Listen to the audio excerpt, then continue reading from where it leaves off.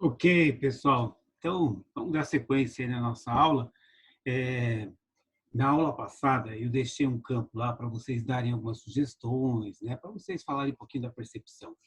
Então, nós estávamos usando o Zoom, estávamos usando o Moodle e também o WhatsApp. Eu confesso, para fazer tudo isso aí simultâneo é complicado, né? Porque um monte de informação, a gente não consegue atender a tempo. É tudo muito novo, tudo muito complicado isso aí, né, gente? Teve uma pessoa, inclusive, que sugeriu que a gente tentasse adquirir um equipamento melhor, talvez intermediado pela universidade, né? Primeiro que a universidade está fechada, né? Eu estou tendo contato com a reitoria também pelo WhatsApp, pelo Zoom. Quer dizer, hoje é o caminho que a gente tem encontrado melhor, né? O Zoom, o WhatsApp e o Moodle, para a gente estar conversando. É óbvio que esses meios que a gente está utilizando, né, são aqueles que a gente tem maior familiaridade, está se familiarizando mais. Tem outros mecanismos, tem outros meios, tem outras universidades que usam outras plataformas mais eficientes, enfim. Eu acho que agora, nesse momento, não dá tempo da gente ficar inventando muito, não, né? A melhor coisa é a gente se dedicar dentro daquilo que a gente pode definir como o feijão com arroz, ou seja, o que a gente tem em mãos, né, e fazer o melhor uso possível, né? Então, eu peço para vocês, primeiro, para usarem o Moodle, tá? Entra lá, revejam as aulas, vejam os vídeos. Se você não teve tempo de olhar todo o material, aproveita agora e dá uma olhada no material. Nós temos um conjunto lá de 6 grupos de slides, né? Apesar de vocês perceberem que alguns slides eu vou repetindo, que é natural, obviamente, porque a gente dá uma sequência e vai sempre avançando um passo, né? Avançando um pouco mais. Então, a ideia é que vocês aproveitem o feijão com arroz, utilizem o recurso que está lá e o mais importante, classe, a gente sempre dá uma dica de utilizar a bibliografia, né? É importante fazer a leitura daquelas leituras complementares, aquela leitura que a gente tem citado em sala de aula, né? Eu faço questão de mencionar e deixar registrado aqui, né? O livro Gestão da Cadeia de Suprimentos, Supply Chain Management, que a gente utiliza um capítulo, capítulo 3, que trata especificamente sobre alianças estratégicas, modelos de alianças estratégicas, né? Ou drivers para associar aí com a aliança, enfim, né? O autor Silvio Pires já dá uma plataforma e ele serve para a gente fazer uma leitura complementar, né? E aí eu quero lembrar o seguinte: eu pedi para vocês fazerem essa leitura não é à toa, né? Porque parte do conteúdo que a gente vai pedir está respaldado nesse material, né? E aí eu peço para vocês, por favor, avançarem nessa leitura, nesse capítulo, entenderem a proposta, até porque, dentro do nosso cronograma, hoje, dia 1/4, seria a nossa avaliação, né? Então, nós tínhamos, no primeiro momento, uma introdução para falar sobre o tema, conversar sobre o tema, familiar vocês sobre o tema, né? E aí eu faria uma primeira avaliação em cima do conteúdo, que estava previsto para hoje, dia 1/4, mas é óbvio, em cima de todas essas mudanças que ocorreram aí, em função dessa pandemia, né? Até o sistema de avaliação ainda eu não sei como é que a gente vai fazer ainda, né? Não sei se a gente volta semana que vem, como estava previsto, né? No dia 7/4, que era até onde estava prevista a quarentena. Não sei se isso vai ser prorrogado, não sei se a gente volta esse semestre, não sei. Então, o que eu sei é o seguinte: nós temos esse recurso em mãos, que é o Moodle, né? E o Moodle me dá a condição de fazer um sistema de avaliação integrado ali, né? Através da própria plataforma, tá? Então, pode ser uma das saídas fazermos a avaliação por lá. Porém, eu quero dar uma dica para você. Toda aula, né, toda semana, eu vou dando alguma atividade para vocês. Obviamente, uma atividade simples, é uma atividade que você tem plena condição de desenvolver dentro do período de aula, ou seja, nossa aula começa às 19, vai até às 21h30, né? Eu tenho condição de parametrizar para você colocar dentro daquele período, que é o que eu tenho feito. Porém, depois eu abro a possibilidade de você colocar atividade atrasada. Agora, veja, se eu tenho um aluno que está comigo em sintonia, né, participando das aulas à distância, tentando fazer a aula dentro do horário que a gente tem proposto, é como se a gente tivesse, né, presencialmente. Eu daria uma atividade, você iniciaria dentro do período de aula e concluiria dentro do período de aula, né? Por EAD, né, ou se fosse só EAD, eu também teria prazos estipulados para ser feito ou não. Então, o que nós temos, na verdade, é a aula presencial sendo feita com recurso à distância, né? Eu estou à disposição, eu fico à disposição, inclusive no horário de aula, né, para tirar dúvida, conversar, justamente para você criar essa interação. Então, é importante você saber disso, né? Uma coisa seria se você estivesse fazendo um curso à distância, educação à distância, né? Você não teria o professor à sua disposição. Você teria um tutor, você teria o recurso lá e você faria quando fosse possível. Não é isso que está acontecendo. O que está acontecendo é, eu estou aqui no horário previsto à disposição de vocês, né?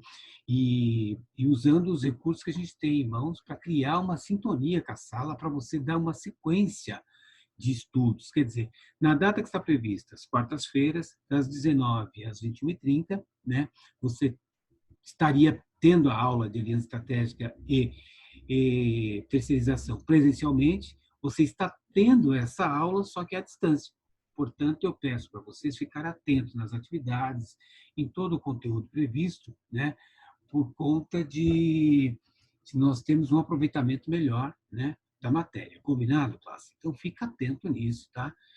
Não fica achando, ah, é a distância, está tudo largado. Não está largado, não. Né? Nós estamos acompanhando, eu acompanho quando você entra no Moodle, quando você desenvolve atividade. Agora, a pergunta que pode pairar é a seguinte: aí se a pessoa não tem computador, não tem como baixar nas atividades, não sei, veja, cada caso, né, que são exceção, deve ser analisado pelo professor. Você que tem a condição de fazer o acesso, que tem condição de assistir a aula, que tem condição de acompanhar, faça esse acompanhamento, né? Não fique aí se baseando na dificuldade que o outro possa ter, porque aí o outro depois ele se acerta, né? Vai falar, olha, eu tive essa dificuldade, né? Eu tive ah, esse problema em casa, tal. Aí cada um, né, faz depois uma descrição histórica da dificuldade que teve para ser analisado especificamente. Isso, inclusive, está sendo feito através de um comitê financeiro, né, que vai analisar esses casos específicos. Por exemplo, que cada um que tenha apresentado alguma dificuldade financeira, mapeia isso, documenta isso e negocia com a instituição. Mas essa negociação é individual, porque a proposta de aula está acontecendo, né? E eu tenho certeza que, inclusive, alguns colegas estão tendo mais facilidade de aproveitamento, né, dessa forma. Pode ter o caso, se encontrou nesse modelo, né, de, de estudar e tudo mais. Mas, enfim, eu só estou comentando isso como orientação também, é um adendo aqui para você ficar ligado, aproveitar o conteúdo, tá bom? Bom, gente, eu vou dar vou tentar colocar aqui uns slides, como eu falei, tudo é muito novo, né? A gente precisa ir adaptando uma série de coisas. Então, eu vou tentar colocar um áudio aqui, né? Para melhor facilitar a comunicação. Vamos lá. Ok, espero que todos estejam me ouvindo, né? E eu vou projetar aqui os nossos slides. Ok? Estou aqui no cantinho para você, não se sentir desacompanhado. Eu estou do seu lado e com você aqui, tá bom? Bom, gente, vamos falar sobre aliança estratégica, mas vamos pensar em cima daquilo que a gente conversou na aula passada, né, sobre fusão e aquisição. A aquisição, ou seja, a empresa está adquirindo uma outra, né? E o parâmetro não é diferente, é necessário analisar os indicadores, né? Analisar exatamente aqueles itens que farão aí parte, né, da análise para fazer a compra dessa empresa, ok? Então, o que deve ser feito? Como deve ser identificadas as melhores oportunidades, né, para se fazer a aquisição? Estamos pensando aqui em localizar empresas potencialmente que atendam aquele perfil de necessidade que nós estamos buscando, ok? Então, por exemplo, se eu estou buscando uma empresa que tem uma penetração no mercado com pontos de distribuição, eu preciso analisar dentro do indicador de desempenho dela se aqueles dados que ela possui me atendem, né? Então, como identificar as melhores oportunidades? Como identificar as melhores práticas, né? Como fazer o benchmark dessas empresas? Benchmark, né? Os marcos de referência.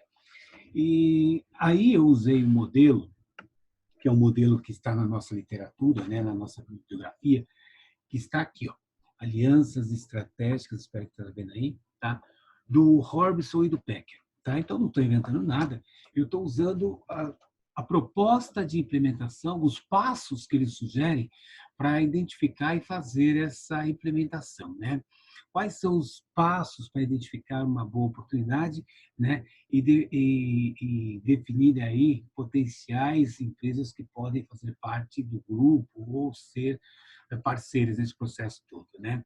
E aí eles dão alguns passos para ser implementados, né? Que eu vou fazer essa leitura aqui também, né?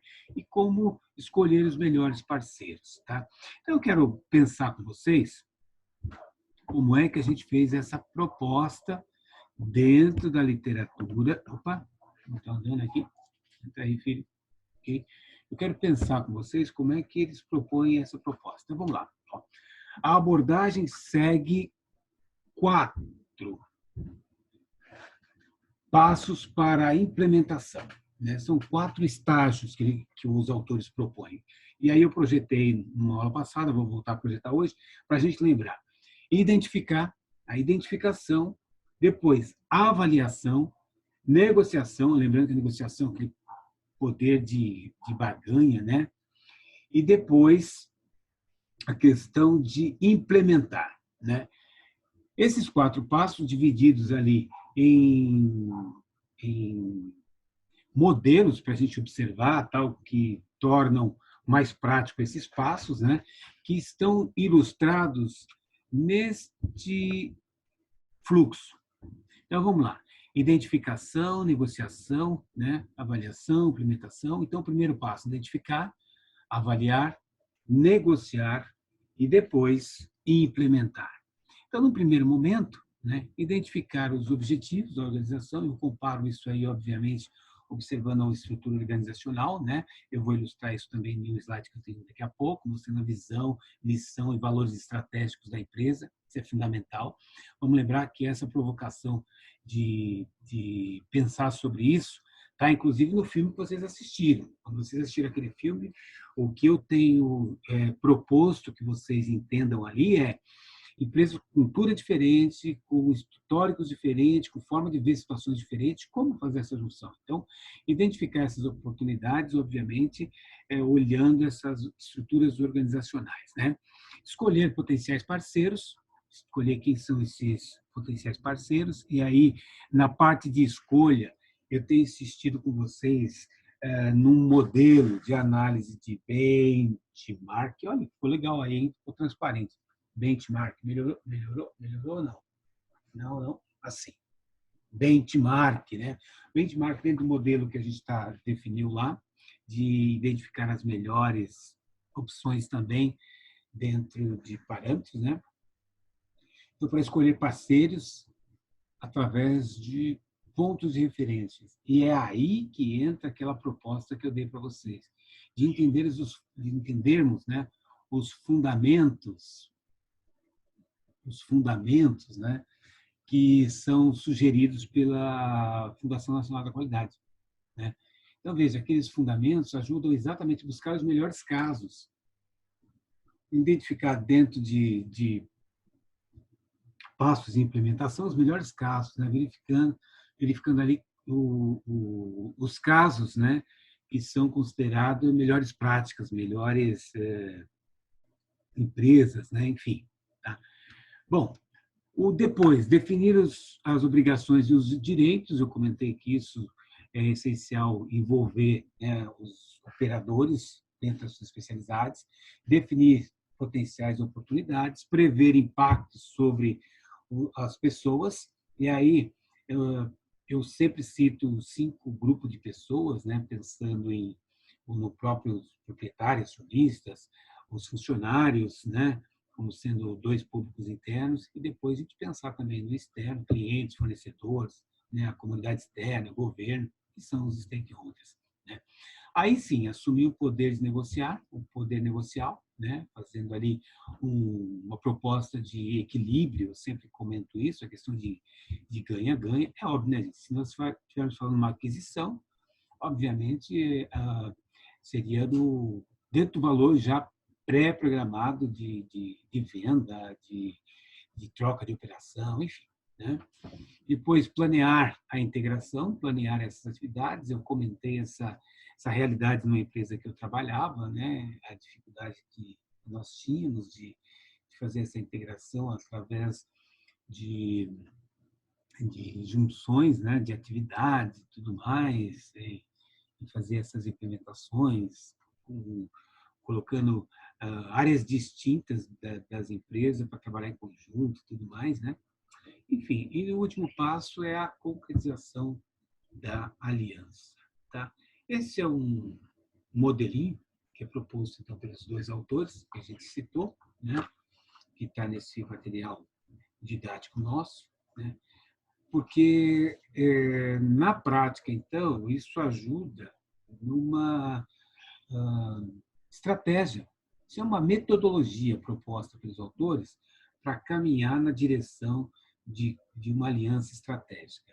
E, sem dúvida nenhuma, o passo inicial é identificar as melhores práticas é essencial. Bom, gente, está dando aqui 25 minutos já desse bloco, né? Eu vou interromper ele, porque senão, se ele travar, eu vou ter mais trabalho para fazer isso aqui, né? Então, eu vou dar uma pausa aqui nesses 25 minutos e vou dar mais um, um tempo para vocês analisarem o material. Tá bom? Até mais.